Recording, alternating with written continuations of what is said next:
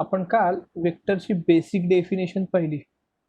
Basic concept काय आहे, vector काय आहे नेमकं, वेक्टरचे प्रॉपर्टीज आताच बघणार आहे. पण वेक्टरचे एक्झाम्पल्स बघून, एक्झाम्पल 2 एक्झाम्पल वेगवेगळे कसे आहेत. स्केलर म्हणजे नेमकं काय, वेक्टर म्हणजे नेमकं काय तुम्हाला सांगितलं होतं. वेक्टर म्हणजे काय सांगितलं होतं? वेक्टर म्हणजे स्केलर विथ डायरेक्शन. बरोबर आठवत आहे का? वेक्टर म्हणजे स्केलर विथ डायरेक्शन सांगितलं होतं. ओके. दरवेळेस तसं असेलच कधी सांगता येत नाही. ठीक आहे.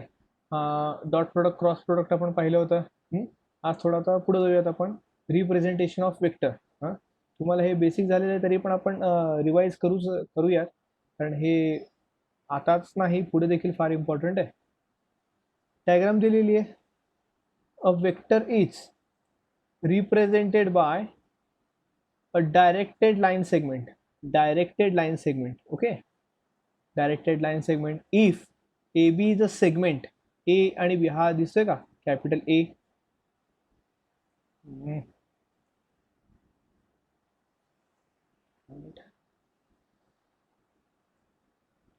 Capital A and capital B. AB is a segment. Line segment काय, लाईन सेगमेंट काय एकच. AB ही लाईन आहे, AB हे सेगमेंट आहे, and its direction is shown with arrow headed. Arrow दिसतोय हा एरो. एरो हेडेड म्हणजे त्याची डायरेक्शन आहे ती. एकदम बेसिक पासून बघतोय आपण परत. As in figure. Then the directed line segment किंवा directed segment AB has magnitude as well as direction. म्हणजे AB ला काहीतरी व्हॅल्यू आहे. AB हे लाईन आहे, हे तर लक्षात आलं. AB लाईन आहे. लाईन असेल तर ते लाईनचे लेंथ पण असेल. A to B डिस्टन्स असणार आहे. डिस्टन्स आला म्हणजे त्याचं मॅग्निट्यूड आलं, आणि तो A पासून B कडे जातोय. A पासून तो B कडे जातोय, ह्याची डायरेक्शन पण आहे. From A to B. म्हणून magnitude as well as direction. This is an example of vector. हे आपल्याला सगळ्यांना माहिती आहे. The segment AB with direction from A to B denotes the vector AB bar. हा AB बार आहे बघा. AB bar, vector AB bar, read as AB bar. While direction from B to A. आता तुम्ही फ्रॉम B to A कडे आलात. From B to A आलात. तर त्याला काय म्हणणार तुम्ही, BA बार. त्याला काय म्हणायचा, BA बार. ठीक आहे. In vector AB bar the point A is called initial point. A ला इनिशियल पॉइंट म्हणलाय बघा. A ला इनिशियल पॉइंट म्हणलाय. अँड बी ला कुठला पॉईंट म्हणायचा, टर्मिनल पॉईंट. बी ला कुठला पॉईंट म्हणणार तुम्ही, terminal point. Okay. The directed line segment is a part of line of unlimited length which is called line support और लाईन ऍक्शन. ठीक आहे.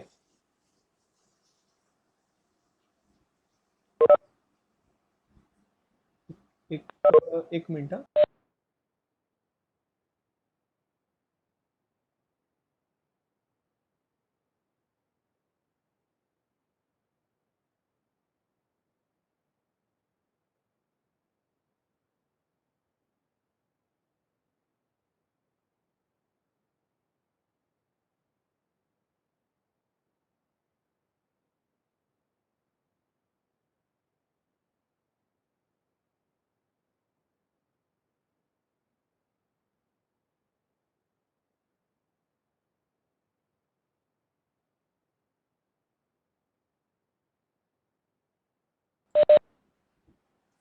आवाज ऐकू येतो सगळ्यांना? हॅलो. हा ओके. तर आता पुढे जाऊया थोडं.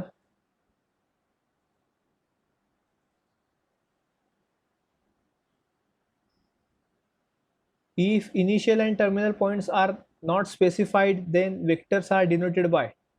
जर समजा इनिशियल आणि टर्मिनल पॉईंट असं डिनोट केले नसेल की हा A आहे, हा B आहे, तर जनरली आपण स्मॉल A बार, स्मॉल म्हणजे एखादा लाईन सेगमेंट आहे, म्हणजे समजा हा पॉईंट आहे एक, आणि या पॉईंट पासून एक लाईन सेगमेंट गेलेलं आहे, आणि हा वेक्टर आहे समजा. तर ह्याला काही डिनोट केलं नसेल, काही पॉईंट डिनोट केले नसेल, म्हणजे हा इथं A इनिशियल पॉईंट A आहे, स्टार्टिंग पॉईंट A आहे, किंवा एंडिंग पॉईंट इथं बी आहे किंवा काय असं दिलं नसेल तर त्याला आपण यापैकी कुठला तरी एक लेटर आपण डिनोट करू शकतो. ए बार, बी बार, सी बार. आता इथं काय म्हणलंय, ऑर एबीसी बोल्ड फेज मध्ये. म्हणजे तुम्हाला बोल्ड फॉन्ट मध्ये एबीसी लिहायचं. जनरली आपण रायटिंग करताना, हँड राईट करताना बोल्ड फॉन्ट मध्ये शक्यतो लिहित नाही, त्यामुळे आपण असंच लिहायचं की ए बार, बी बार, सी बार. ओके, पुढे जाऊया.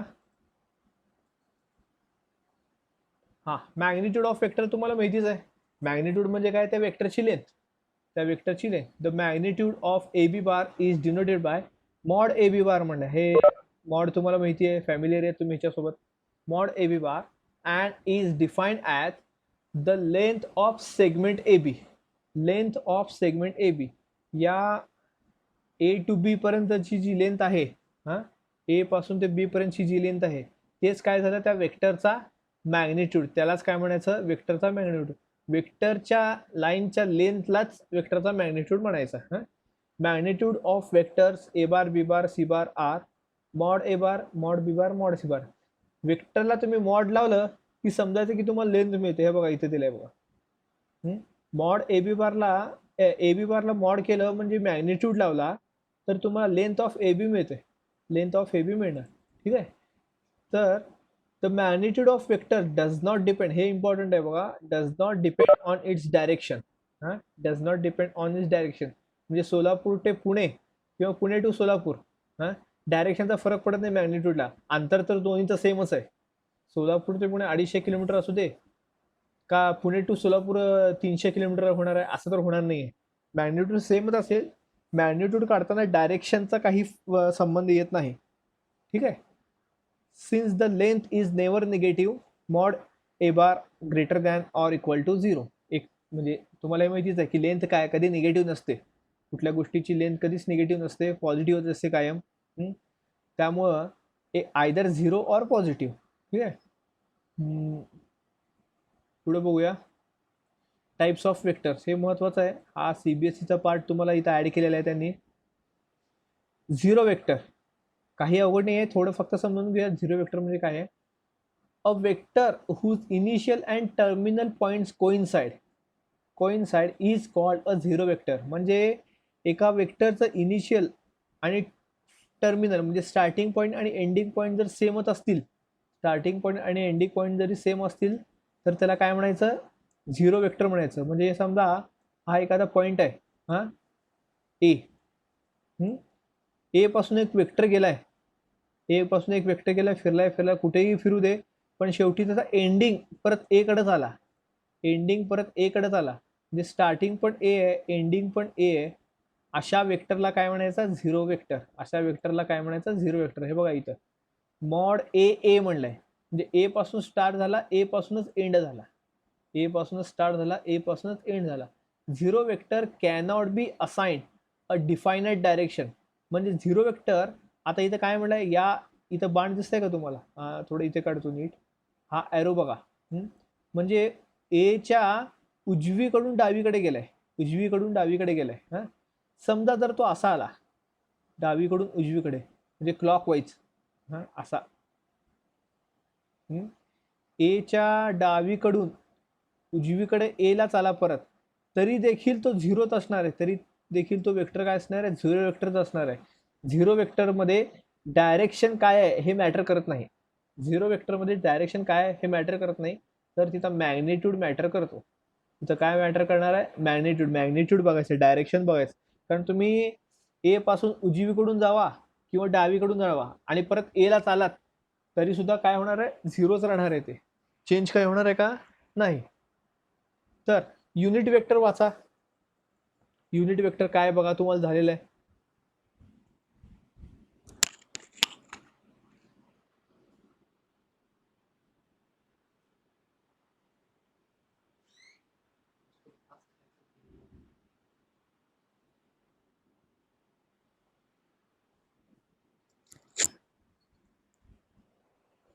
अ vector whose magnitude is unity म्हणजे 1. युनिट शब्द आला की तिथं 1 येतं हे समजायचं. युनिट शब्द आला की तिथं युनिट सर्कल ट्रिग्नॉमेट्रिक फंक्शनमध्ये तुम्हाला झालेलं आहे स्टँडर्ड युनिट सर्कल. हां, युनिट सर्कल म्हणजे काय असतं, त्याची डायरेक्शन 1 असते, बरोबर का? हां, सॉरी, डायरेक्शन नाही, इथं हे वेक्टरमुळे डायरेक्शन शब्द बसला.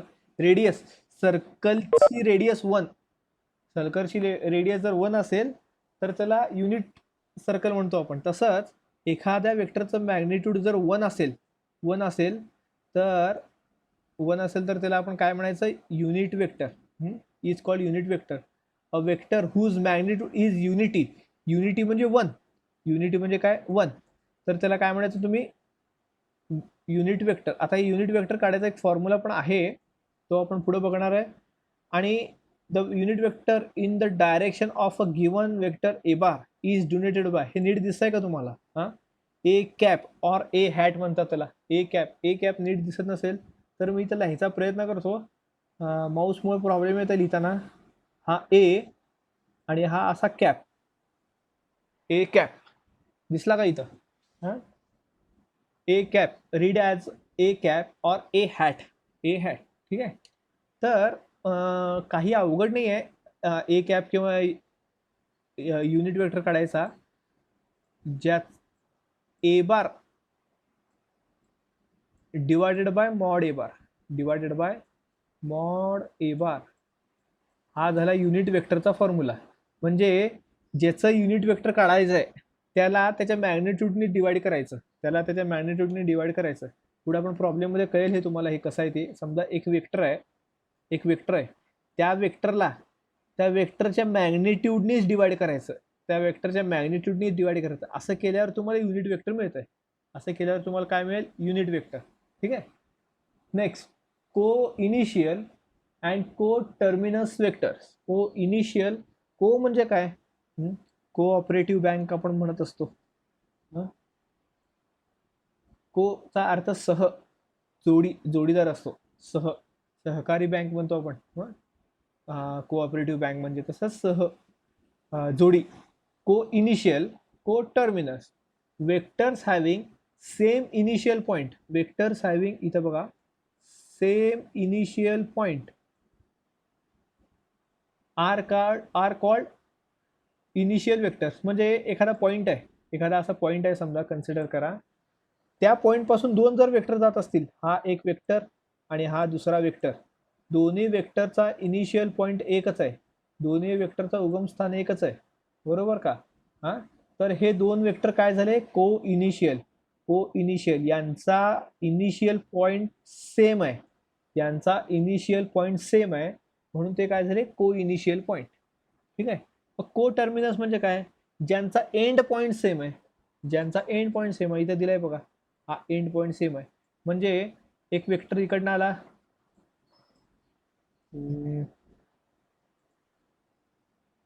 डायग्राम काढताना बघितलं तुम्ही प्रॉब्लेम होता आहे. एक वेक्टर इकडून आला, एक वेक्टर इकडून आला, आणि ते दोन्ही इथं संपले, येऊन एंड झाले, ते त्यांचं काय झालं, को टर्मिनस वेक्टर झाले. मग ते हे दोन्ही वेक्टर काय झाले, को टर्मिनस वेक्टर्स. ठीक आहे. इथे डायरेक्शन महत्वाची आहे बघा. तुम्ही जर इकडे असं केलात, एक वेक्टर असा आहे आणि एक वेक्टर असा आहे,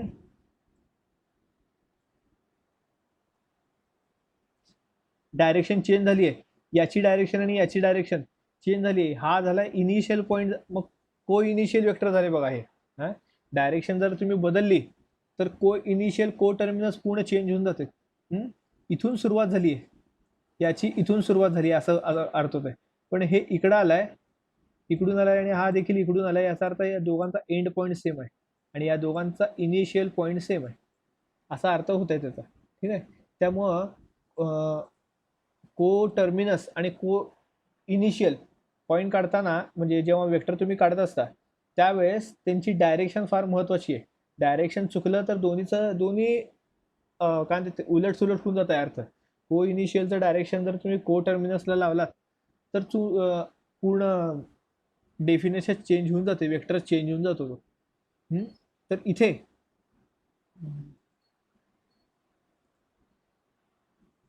इथे हा इनिशियल पॉइंट आहे, या एका इनिशियल पॉईंटमधून 2 वेक्टर गेलेत म्हणून तो को इनिशियल, आणि इथे हा एकच सेम एंडिंग पॉइंट आहे, एकच सेम एंडिंग पॉइंट आहे, म्हणून ते काय झाले, को टर्मिनस वेक्टर झाले. जेवढं जास्त चांगलं बेसिक समजेल तेवढं तुम्हाला पुढचे प्रॉब्लेम्स म्हणा किंवा पुढचे थेरम्स म्हणा लवकर समजतील. कारण तुम्ही बघितलं असेल की थेरम मध्ये असू दे, प्रॉब्लेम मध्ये असू दे किंवा रिमार्क्स मध्ये असू दे, आधीमध्ये बेसिक डेफिनेशन्स किंवा बेसिक कन्सेप्ट आधीमध्ये येतात, आणि जर ते जमलं नाही तर मग परत एकदम बेसिक 11वीच्या म्हणा किंवा आताचं म्हणा इकडे यावं लागतं. Equal vectors. Two or more vectors are said to be equal vectors if they have same magnitude and direction. काही अवघड आहे का समजून घ्यायला? दोन वेक्टर आहेत, हा, दोन वेक्टरची व्हॅल्यू सेम आहे, दोन वेक्टरची व्हॅल्यू सेम आहे आणि दोन्ही वेक्टर सेम डायरेक्शन मध्ये आहेत. हा एक वेक्टर आहे ए बार आणि याची व्हॅल्यू आहे 2. 2 समजा. आता हा दुसरा वेक्टर बी बार, याची पण व्हॅल्यू 2 आहे, याची पण व्हॅल्यू 2 आहे. तर व्हॅल्यू तर सेम आहे दोघांची आणि डायरेक्शन पण सेम आहे, डायरेक्शन पण सेम आहे, डायरेक्शन सेम आहे, व्हॅल्यू सेम आहे. मग ते काय झाले, इक्वल वेक्टर झाले. बघा, मॉड ए बार, मॉड ए बारचा अर्थ ए बारची व्हॅल्यू, ए बारचं मॅग्निट्यूड, ए बारचं मॅग्निट्यूड म्हणजे ए बारची व्हॅल्यू. मॉड बी बार म्हणजे बी बारचा मॅग्निट्यूड, जे बी बारची व्हॅल्यू. हे दोन्ही जर सेम असतील, दोन्ही जर सेम असतील आणि दोघांची डायरेक्शन सेम असेल तर ते काय झाले, इक्वल वेक्टर झाले, इक्वल वेक्टर झाले. ठीक आहे. इथं काय म्हटलं बघा, दाखवलं इथं ए बार आणि बी बार, ए बार आणि बी बार सेम डायरेक्शन आहे आणि इथं सांगितलं आहे की दोघांची व्हॅल्यू पण सेम आहे. मग ते दोन वेक्टर सेम आहेत, डायरेक्शन सेम, मॅग्निट्यूड सेम. मग A bar is equal to B bar आणि A bar equal to C bar हे मॅग्निट्यूड आहे, सेम असेल. ए बार आणि सी बारचा मॅग्निट्यूड सेम आहे पण डायरेक्शन सेम आहे का, but directions are not same म्हणलंय, directions are not same. Therefore A bar not equal to C bar, A bar not equal to C bar. ठीक आहे. Here directions of A bar and D bar, बघा हे दोन vectors बघा, A bar and D bar, direction same आहे, direction same आहे, पण इथंच दिसतंय की डी बार लहान आहे, ए बार मोठा आहे, म्हणजे दोघांची मॅग्निट्यूड सेम नाही आहे, दोघांची मॅग्निट्यूड सेम नाही आहे, त्यामुळे ते दोन्ही इक्वल नाही. कळालं हे? Equal vectors, magnitude direction same. Magnitude कसं काढायचं हे तुम्हाला माहित नसेल तर आपण बघूयात पुढं, पुढं आहेच आपल्याला. पण मला असं वाटतंय की तुम्हाला मॅग्निट्यूड माहिती असेल, मॅग्निट्यूड कसं काढतात ते वेक्टर्सचं. निगेटिव्ह वेक्टर इझी आहे. If A bar is a given vector then negative of a bar, negative of a bar is vector whose magnitude is as same as that of a bar but direction is opposite of a bar. असा vector की ज्याची magnitude ए बार सारखीच आहे पण direction ए बारच्या opposite आहे. Best example इथं दिलाय बघा. डायग्राम काढायची गरजच नाहीये. पी इनिशियल आहे, पी इनिशियल आहे, क्यू टर्मिनल आहे, बरोबर, क्यू टर्मिनल आहे. समजा यांची डायरेक्शन आहे 3, यांचं सॉरी मॅग्निट्यूड आहे 3. आणि इथे क्यू इनिशियल आहे, क्यू इनिशियल आणि पी टर्मिनस आहे, पी टर्मिनस आहे, याची पण मॅग्निट्यूड 3 आहे, याची पण मॅग्निट्यूड 3 आहे. तर या दोघांची मॅग्निट्यूड तर सेम आहे, magnitude is same, magnitude same आहे, बट डायरेक्शन बघा, डायरेक्शन किती अपोजिट डायरेक्शन मध्ये आहेत, किती अपोजिट डायरेक्शन मध्ये आहेत. असं जर अपोजिट डायरेक्शन असेल तर सिम्बॉल देखील अपोजिट असणार, म्हणजे साईन. आता हे क्यू पी हा प्लस आहे, क्यू पीला जर आपण प्लस म्हणलं तर पी क्यू मायनस आहे बघा. क्यू पी बार हा प्लस आहे तर पी क्यू बार काय आहे, मायनस आहे. एक प्लस असेल तर दुसरा काय असणार, मायनस असणार. एक प्लस असेल तर दुसरा मायनस असणार. व्हॅल्यू सेम पण साइन चेंज, व्हॅल्यू सेम पण साइन चेंज. यांना काय म्हणायचं, negative of a vector, negative of a vector. ठीक आहे.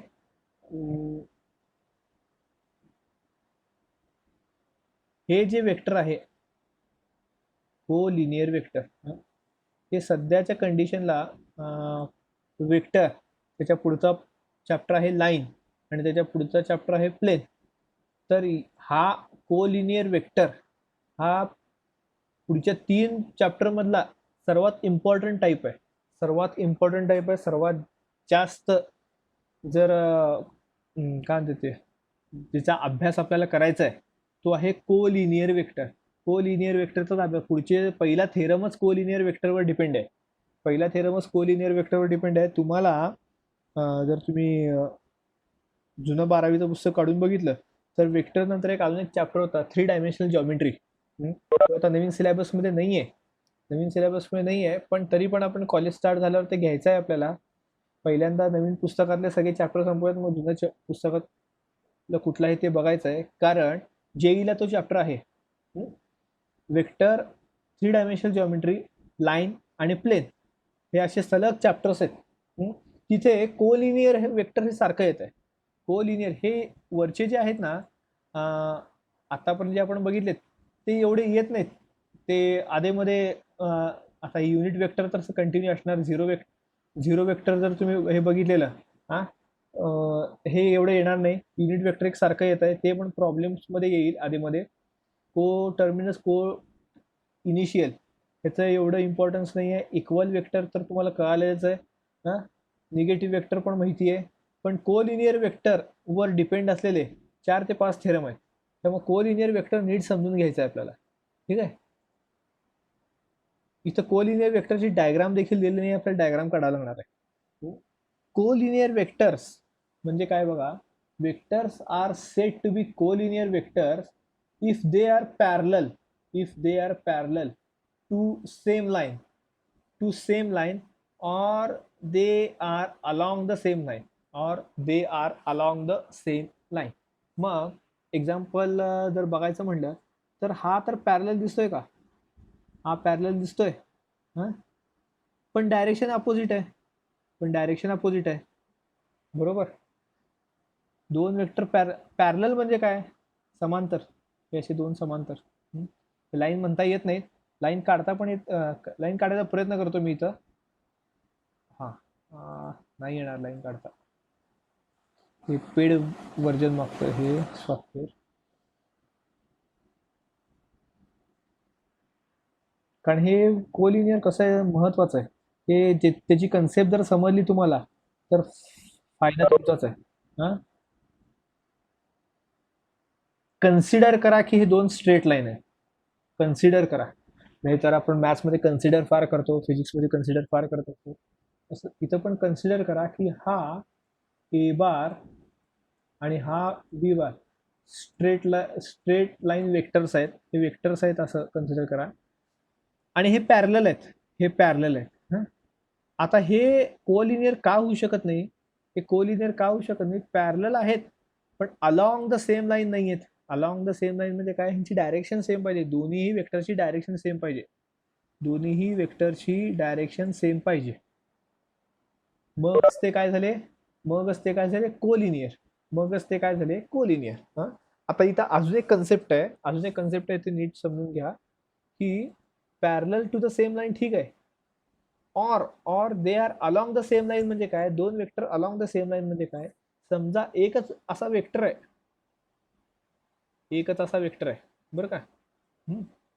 इथे समजा कॅपिटल ए हा पॉइंट आहे. इथे कॅपिटल बी हा पॉइंट आहे आणि इथे कॅपिटल सी हा पॉइंट आहे. तर या एकाच लाईनमध्ये 3 वेक्टर कोणकोणते आहेत तुम्हाला सांगतो. पहिला आहे ए बी बार. व्यवस्थित लिहिताच येत नाहीये. प्रॉब्लेम आहे.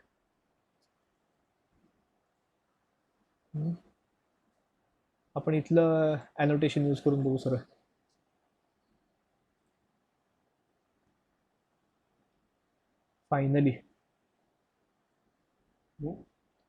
फायनली जमतंय तरी.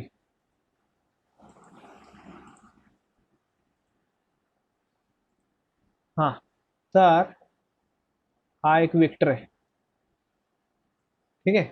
हा एक वेक्टर आहे. इथे एक पॉइंट आहे. समजा ए बी, ए ए हा इथं बी आणि हा इथं सी. ठीक आहे, आपण ते लिहूया तिथं की ए बी ए सी, ते नीट लिहून घेऊयात आपण आधी.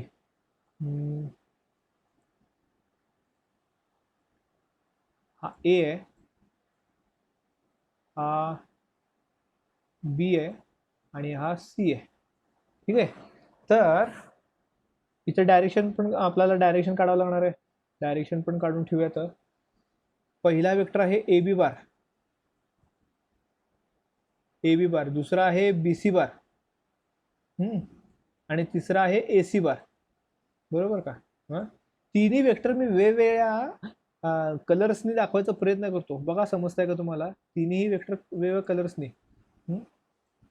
हा ए बी, हा ए बी बरोबर, आणि हा ए सी, हा ए सी, हा ए सी आणि हा बी सी. हा काय बी सी. तीन वेक्टर काय आले? एकाच लाईनवरचे 3 पॉइंटमुळे 3 वेक्टर तयार झालेत. पॉइंट हे एकाच लाईनवर आहेत. आणि हे तिन्ही पॉइंट वेक्टर वेक्टर डिनोट करतायत. आणि त्या 3 पॉइंटमुळे 3 वेक्टर तयार झालेत, ए बी बार, ए सी बार आणि ए बी बार.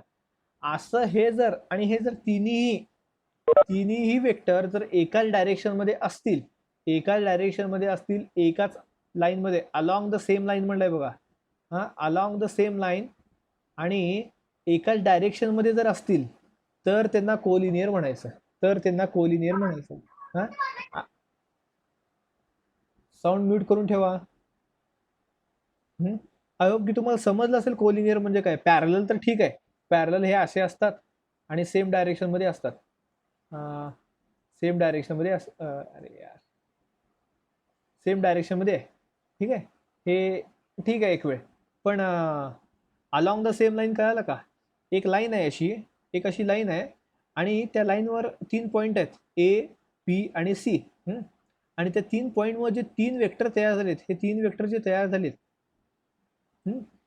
हे 3 वेक्टर मॅग्निट्यूडचा काही फरक पडत नाही. तर मॅग्निट्यूड काही का असू दे यांचं, ए बी बारचा, बी सी बारचा, ए सी बारचा मॅग्निट्यूड सेम नसलं तरी चालतो. सेम नाहीच आहे.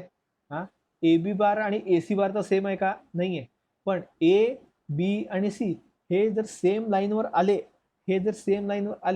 तर ते वेक्टर काय झाले, त्यांच्यापासून जे वेक्टर तयार होतात, ते वेक्टर काय असतात? कोलिनियर वेक्टर्स असतात. ते वेक्टर्स काय आहेत? कोलिनियर वेक्टर्स आहेत. हे आता याचं महत्व तुम्हाला कळणार नाही. जसं चॅप्टर पुढे जात जाईल तसं तुम्हाला कळेल की कोलिनियर हे नेमकं काय आहे. एकतर पॅरलल, 2 वेक्टर पॅरलल असेल तर ते काय असतात? कोलिनियर असतात. किंवा 2 वेक्टर हे एकाच लाईनवर ड्रॉ करायला पाहिजे तुम्ही. ही एक लाल लाईन आहे, त्याच्यावर तुम्ही कुठले 2 वेक्टर ड्रॉ केले? ए बी ए सी किंवा बी सी ए सी किंवा ए बी ए सी, असे कुठलेही 2 वेक्टर तुम्ही ड्रॉ करू शकता. समजा हा सी पॉईंट नाही आहे, नाहीच आहे. हा सी पॉईंट कन्सिडर करा की नाहीच आहे इथं. तर तरी देखील हे वेक्टर कोलिनियर होतेत का? आपण चेक करूया. तरी इथं 2 वेक्टर तयार झालेत. इथं 2 वेक्टर कुठले कुठले तयार झालेत? एक ए बी आणि दुसरा बी ए. ए बी आणि बी ए. दोघांचे डायरेक्शन अपोजिट आहेत. त्यामुळे ते कोलिनियर होत नाहीत. डायरेक्शन पण इम्पॉर्टंट आहे. डायरेक्शन सेम पाहिजे, एकाच लाईनवर पाहिजे, डायरेक्शन सेम पाहिजे. कळालं कोलिनियर? तर कोलिनियर मध्ये कुणाला काही अडचण असेल तर त्यांनी आता लगेच मला सांगू शकता, मग आपण फ्री वेक्टरकडे जाऊ. कोलिनियर मध्ये कुणाला काही डाऊट असेल तर सांगा. मी आधीचं का विचारलं नाही, आधीच्या वेक्टरचे डाऊट्स का विचारले नाही? एक तर ते इझी आहे, तुम्हाला झालेले आहेत, आणि कॉमन सेन्सचा पार्ट होता इथं सगळीकडे. 0 वेक्टरला म्हणा किंवा इक्वलला, निगेटिव्ह, कॉमन सेन्सचा पार्ट होता. पण कोलिनियर इम्पॉर्टंट आहे. तुम्हाला काही जरी डाऊट असेल कुणाला जरी, तर चॅट बॉक्समध्ये टाकू शकता किंवा अनम्यूट करून विचारू शकता मला.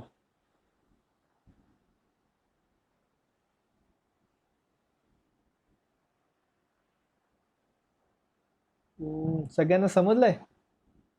म्हणजे पुढे जायचं?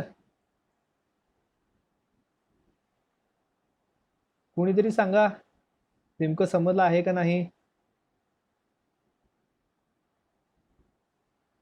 समजलं असेल तर समजलंय म्हणून सांगा.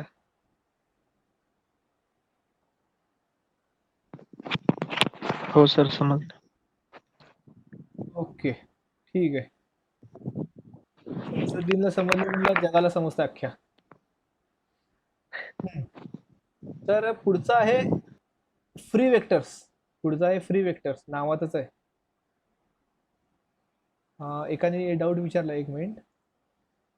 Magnitude as well age directions R equal असेल तरच. मॅग्निट्यूडचा संबंध नाही आहे इथं. कोलिनियर मध्ये मॅग्निट्यूडचा संबंध नाही. कोलिनियर मध्ये फक्त डायरेक्शनचा संबंध आहे. कोलिनियर मध्ये डायरेक्शनचा संबंध आहे. आता बघा मी परत, ठीक आहे आपण कोलिनियरला थोडा वेळ देऊयात अजून. हा, तुम्हाला जर वाटत असेल वेळ चाललाय तर तसं काही नाहीये. आपण आता बघा लगेच डाऊट आला, पण एक कोलिनियरला थोडा वेळ देऊयात आपण अजून एकदा.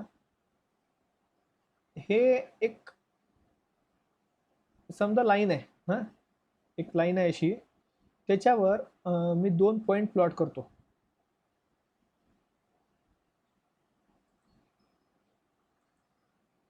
तीन पॉइंट प्लॉट करेन. हा ए,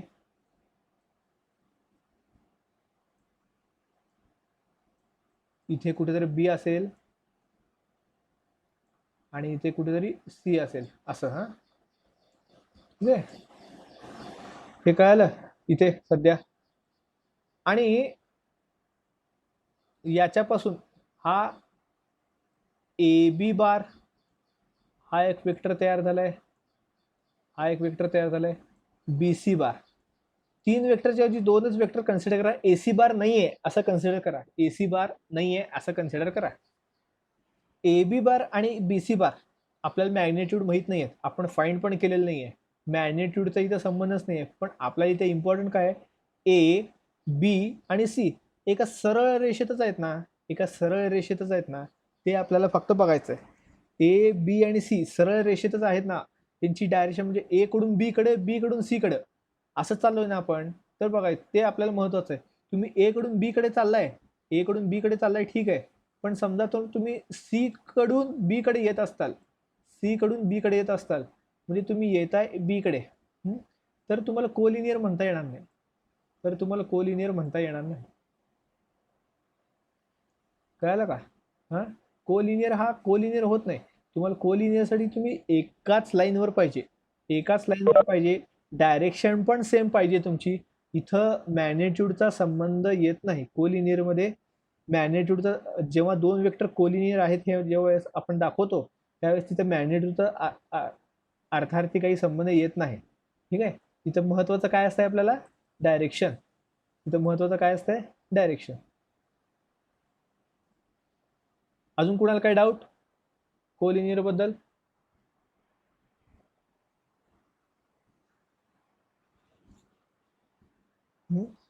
पुढे जायचं. Free vectors. Free vectors diagram मध्ये तुम्ही बघू शकता. डायग्राम मध्ये वेक्टर्स कसे रॅन्डमली काढलेत बघा, म्हणजे असं मेजरमेंट करून काढलेलं नाहीये. आता हे ए ची डायरेक्शन बघा, बी ची डायरेक्शन बघा, इकडे ए ची डायरेक्शन बघा, इकडे बी ची डायरेक्शन. इथे ए आणि बी एकाच ठिकाणी आलेलं आहे, इथनं एकाच पॉईंट पासून दुसरीकडे गेलेलं आहे. तर if a vector can be translated anywhere in the space without changing its magnitude and direction, then such a vector is called free vector. In other words, initial point of free vector can be taken anywhere. म्हणजे एखादा vector तुम्ही काढलाय, हा एखादा vector तुम्ही काढला, ठीक आहे, इथं एखादा वेक्टर इथं काढला, एखादा वेक्टर इथं काढला. हे सगळे फ्री वेक्टर्स आहेत. हे सगळे काय आहेत, फ्री वेक्टर्स आहेत. कारण काय म्हणले त्यांनी, initial point of free vector can taken anywhere in space. Anywhere in space म्हणजे समजा एक मिनिट, म्हणजे समजा इथं एक वेक्टर आहे, इथं स्ट्रेट लाईन येत आहे म्हणून मी इथं बघायला लागलो. हा एक वेक्टर आहे. ओके, हा वेक्टर, हाच या वेक्टरची जी लेंथ आहे, हा या वेक्टरची जी लेंथ आहे तो उचलून मी दुसरीकडे असं काढला इथं असं. याच प्रतीक जाधव, काही प्रॉब्लेम आहे? Rise hand. राईज हँडचा अर्थ तुम्हाला काहीतरी प्रॉब्लेम आहे आणि तुम्हाला विचारायचं आहे मला काहीतरी. क्लासमध्ये तुम्ही कसा हात वर करता तसं. ज्यावेळेस तुम्ही राईज हँडवर क्लिक केलं, टच केलं की समजायचं तुम्हाला काहीतरी प्रॉब्लेम आहे. प्रतीक काय प्रॉब्लेम असेल तर विचार. नाही सर, चुकून झालं. बर, हा तर ही जी रेड लाईन आहे, ही जी रेड लाईन आहे ती एक वेक्टर आहे. ती एक वेक्टर आहे आणि ती एक वेक्टर आहे. डायरेक्शन दाखवल्याशिवाय ते कळणार नाही की आपल्याला ते वेक्टर आहे. ही जी रेड लाईन आहे ती मी स्पेसमध्ये कुठं पण अशी रॅन्डमली काढलेली आहे. असं मेजरमेंट प्रॉपर असं फिक्स पॉईंट घेतलाय, हा असं काढले, रफ वर्क केल्यासारखं मी एक वेक्टर काढलेला आहे. आणि तो समजा 3 सेंटीमीटरचा आहे. तो समजा किती सेंटीमीटरचा आहे? 3 सेंटीमीटरचा वेक्टर आहे. 3 सेंटीमीटरचा वेक्टर आहे आणि तो मी खोडला किंवा उचलला. समजा एक वेक्टर आहे की तो उचलून इथं काढला, त्याची लेंथ देखील काय 3 सेंटीमीटरचं असणार आहे ऑब्विसली. एक पेन तुम्ही उचलला, साधं एक्झाम्पल, बेस्ट एक्झाम्पल, कंपासमधनं पेन उचलताय आणि हातात घेताय. तुम्ही त्या पेनची पोझिशन चेंज केली आहे. तुम्ही त्या पेनची पोझिशन चेंज केली आहे. स्पेसमध्ये ते कुठे देखील फिरताय पेन, कुठेही घेऊन तुम्ही फिरू शकता. पण त्या पेनचं लेंथ चेंज होणार आहे का तुम्ही घेऊन फिरल्यामुळं? हां, त्या पेनची जर तुम्ही कंपासमधून काढला, हातात धरलं, बेंचवर ठेवलं, कुठं दुसरीकडे वहीमध्ये दवडून ठेवलं, कुठं जरी ठेवलं तरी त्याची फक्त जागा चेंज होणार आहे. त्या पेनची जागा चेंज होणार आहे. त्याची लेंथ चेंज होणार आहे का? त्याची लेंथ चेंज होत नाही. हां, बघा, कीपिंग मॅग्निट्यूड डायरेक्शन सेम. इथे डायरेक्शन पण महत्वाचं आहे बरं का. मी डायरेक्शन पेनच्या एक्झाम्पलमध्ये मी तुम्हाला डायरेक्शनचं सांगितलेलं नाही आहे, फक्त मॅग्निट्यूडचं सांगितलेलं आहे. हां, तर डायरेक्शन सेम पाहिजे, डायरेक्शन सेम पाहिजे, मॅग्निट्यूड सेम पाहिजे. डायरेक्शन पण सेम पाहिजे आणि मॅग्निट्यूड पण सेम पाहिजे. डायरेक्शन म्हणजे काय? डायरेक्शन म्हणजे इथनं उचलला इथं काढला, इथनं उचलला इथं काढला, किंवा इथनं उचलला इथं काढला, असं नाही. असं नाही. तो डावीकडून उजवीकडे गेलाय का उजवीकडून डावीकडे आलाय? हा, समजा इथला एक वेक्टर बघत, हा पी आहे. हा वरचा फक्त वेक्टर बघा, हा वरचा फक्त वेक्टर बघा, पी क्यू. पी क्यू ची डायरेक्शन कसं आहे? पी कडून क्यू कडे चाललाय तो, पी कडून क्यू कडे चाललेला आहे. तर आणि त्याची समजा लेंथ आहे 2 सेंटीमीटर, त्याची लेंथ आहे 2 सेंटीमीटर आहे असं कन्सिडर करा. आणि तो पी क्यू तुम्ही इथे कुठेतरी काढला, असं तो पी क्यू तुम्ही इथे कुठेतरी काढला. हा पी आणि हा क्यू, याची लेंथ आहे 2 सेंटीमीटर. तरी पण हा फ्री वेक्टर कसा काय होतो? एक तर मॅग्निट्यूड सेम आहे, दोघांचे 2 सेंटीमीटर आहे. आणि हा वेक्टर पी कडून क्यू कडे चाललाय. या वेक्टरची डायरेक्शन कशी आहे? पी कडून क्यू कडे चाललेली आहे. म्हणून हे 2 वेक्टर फ्री वेक्टर झालेत. काय झालेत? फ्री वेक्टर झालेले आहेत. कळलं का काय म्हणतोय ते? इथं ए असेल, इथं समजा ए असेल, इथं बी असेल, आणि इथं बी असेल, आणि इथं ए असेल. तर ए बी आणि बी ए फ्री वेक्टर होणार नाही. ए बी आणि बी ए फ्री वेक्टर होणार नाहीत. त्यांचे मॅग्निट्यूड सेम आहे, 3 सेंटीमीटर. पण ए बीच्या ठिकाणी from A to B vector चाललाय आणि बी एच्या ठिकाणी फ्रॉम बी टू ए चाललाय, हे कळालं? हे महत्वाचं आहे म्हणूनच घेतलेलं आहे. वेळ जात आहे आपलं मान्य आहे, पण तुम्हाला माहिती आहे आपण बेसिक पासूनच बघत असतो सगळं. एक लास्ट आहे, उद्यापासून आपण अल्जेब्रा ऑफ स्केलर बघूयात. लास्ट आहे, उद्याच बघूयात आपण. टाइम पण संपलेला आहे तुमचा. तुम्ही आता क्लास लीव करू शकता.